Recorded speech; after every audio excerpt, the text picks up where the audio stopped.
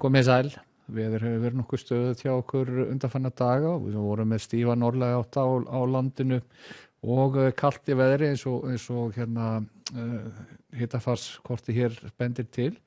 Við líkjum hér í mjög köldu loftmassa sem er að streyma hér langt til suðurs en það eru svona aðeins breytingar og ég ætla aðeins að keyra hér næstu daga og sjáum hvernig hitafari breytist hjá okkur og það er að smá saman að draga úr þessari norðlæga átt á morgunum. Við sjáum hér hlýrra loft sem kemur inn á vesturströndina á þriðjudaginn og svona hitatölur verður svona almennt síðan á láglendi þá aðeins yfir núlinu.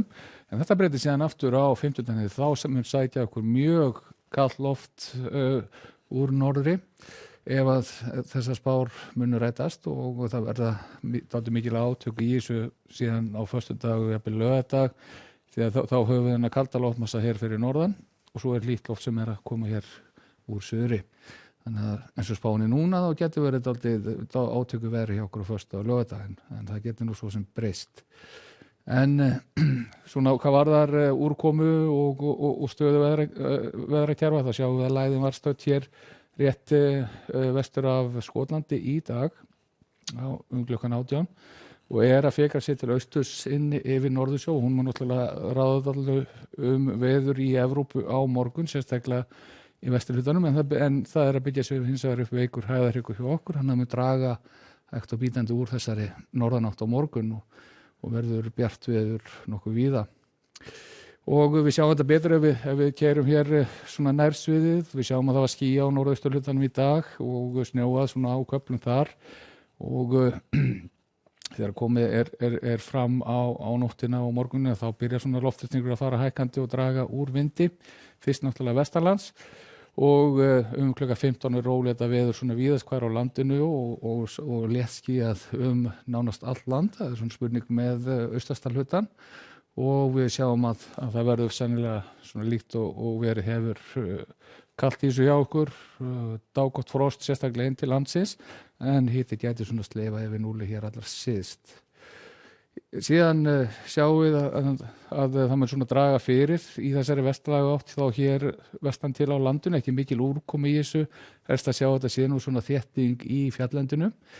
Og á miðvikudag og þriðjudag þá eru hitatölur svona flestar orðnar rauðar svona kannski það sem að kalt lofti liggur á austurhluta landsins en það getur breyst síðan þegar líður á þriðjudaginn en ekki mikil úrkomi í þessu eins og áður sagði en það mun síðan bæta aðeins í úrkomuna ætlar að vera meiri raki í þessu þegar við komum frá miðvikudaginn svo sjáum hér þar líkt það væntanlega verður þetta rigning á láglendi víða hér vestan til á landinu þurrt að mestu á norður og austurlandi reyndar og síðan á fimmtudaginn þá ætlar þetta síðan þetta heimskautaloft að sækja aftur á okkur og koma allan inn á norðurströndina og við fáum bæði hvassan vind og talsverða snjókomu í þetta fyrir norðan en það getur líka verið úrkomið í sér sunnan til sem þá sennilega rigning eða slita.